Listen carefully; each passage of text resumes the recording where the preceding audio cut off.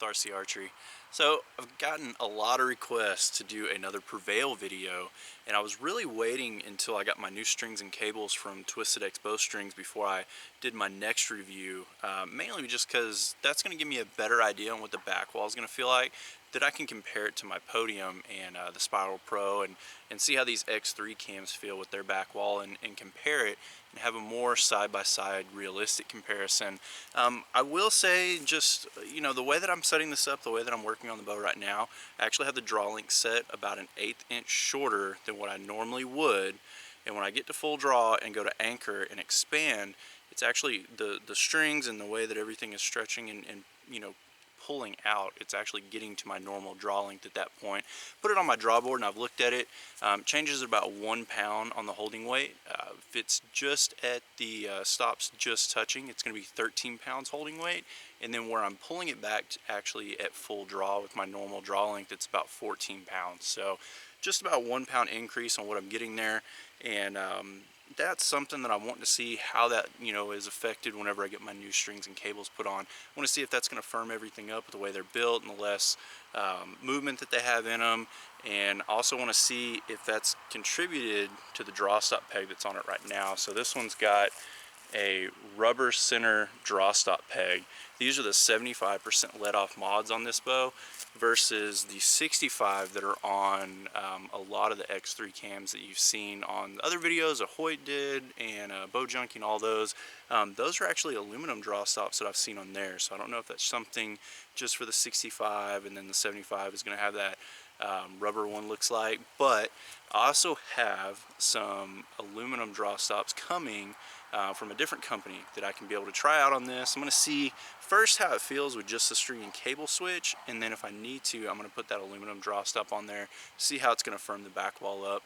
Overall, when I get it to full draw and I'm holding it at that extended you know, 1/8 of an inch there, it's got a very firm back wall.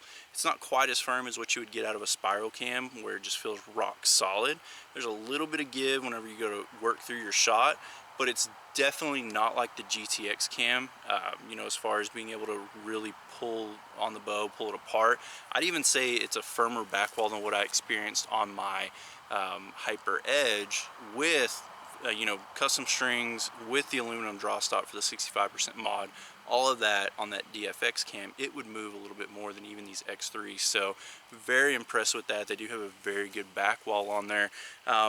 Other than that, I've just done some subtle changes, and I'll go over that with you as well. Alright, so when I originally set this bow up, I set it up to mimic what I was doing on my Podium as far as what the cable guard was doing. Don't know how well it's going to pull up on camera, but whenever you have these adjustable cable rods, there's some actual scored areas here that you can judge where it's set at. And I had it set on the second notch from the farthest on the inside. So I was letting the cable guard come pretty far in. It's actually bringing the cables a little bit inside of the actual riser portion of the bow. That's normally what I was doing on the Podium for the smaller outdoor arrows with the smaller vanes, and that was working just fine. What I did find on this one is that I was having tendencies to have some right misses on target. The shot would break, everything would be in the middle, but the arrow would land to the right or low right. And I knew it wasn't me after, you know, really breaking my shot down and breaking my grip down and everything that was going on. So I thought there might have been some contact issues that I was running into, and I was right. So what I did on that is I moved it out. I just moved it 1 notch. It's now on the 3rd notch. So right now when you look at it from the back, the cables are right in line with the riser here at brace. So obviously they move over a little bit, you know, when you're going to full draw, and then they come back. But I'm having 0 issues now with the arrow hitting off to the right. No problems at all. Everything looks to be fine.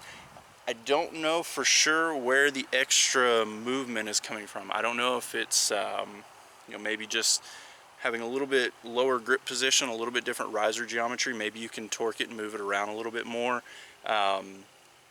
Maybe it's just, you know, the way that everything is set up with the strings and cables. Cam lean was the same. I run the cam lean to where if I sit an arrow on the side of it here, it's going to run directly down the side of the string, and it just runs parallel to it. So that's how I normally have to set mine up. I have a right tear to begin with on pretty much all my bows that I ever have, so I have to have that top cam pretty much vertical for anything to work for me. Beyond that, it is, you know, the same thing, same settings with my arrow rest that I would normally do right around the 7/8 mark.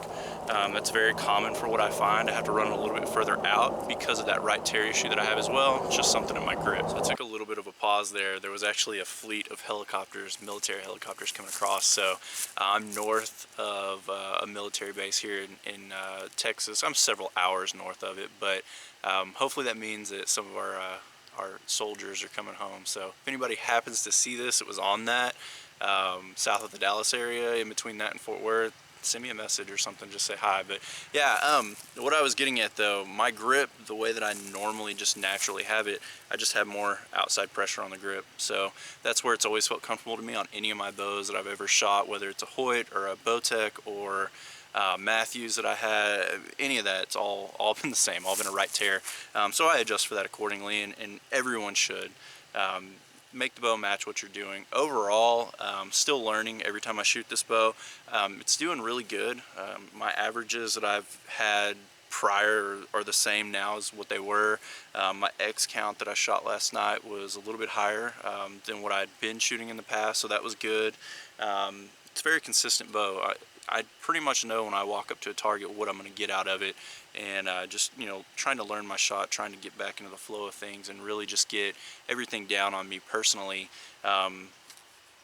Just running the number 2 grip, so 18 degree is standard Hoyt grip, and then this one is 2 degrees more, so 20 degrees that I'm put on here. I would test those out. I have run everything, you know, all of them, the 2-4 and the 6 degree grip options on there, and this second, you know, one, it just aims better for me. Try them all. I like to have my wrist and everything a little bit higher up, and I like that feel. It relaxes my forearm better. I feel like it gives me a better aim on target, so I tried the 6 to begin with, but it just seemed like, for whatever reason, my aim, my float, my shot execution works better with the 2, just with the way that I'm holding and I'm executing with this new riser geometry. So that's a big thing. Test it out for yourself, see what you like best out of it, see what's going to work best for you. I'm doing a little bit different on stabilizers than I've ever done on my last couple bows. Straight front rod, we've talked about that in the past. I've got 5 ounces out on the front right now.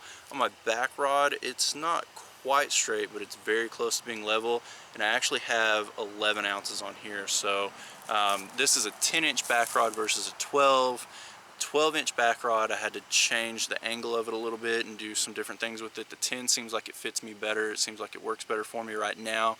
Also, because I like the feel of it running higher up here, that 12-inch was kind of running into me and just wasn't as comfortable for me. So this one's working really well. I'm a little bit over my 1-to-2 ratio that I normally run on my bows, but the balance and everything on it is very similar to the same. So if I'm holding it here and then I let go of it, it tilts forward. I mean, it's pretty much the same tilt that I'm going to get out of all my bows, and that's what seems to aim the best. D-loop and everything I've talked about in some of my prior videos. I haven't changed anything on the height or anything with that. Just seems like it's holding the best for me. So I'm going to have some more update videos coming out whenever I get my new strings, new cables and everything coming on here, and then let you know what that feels like as far as what I'm doing on my draw link settings and what my back wall feels like. Let you know kind of how things are going with you know, the new draw stop that I'm going to get, because I'm going to try it and just see what it feels like as well and see if it firms it up. I like the spiral feel, but I would like to have maybe a little bit more give than what a spiral cam, you know, has in there, to be able to pull through my shot and execute, and it just seems like that's a little bit more comfortable to me.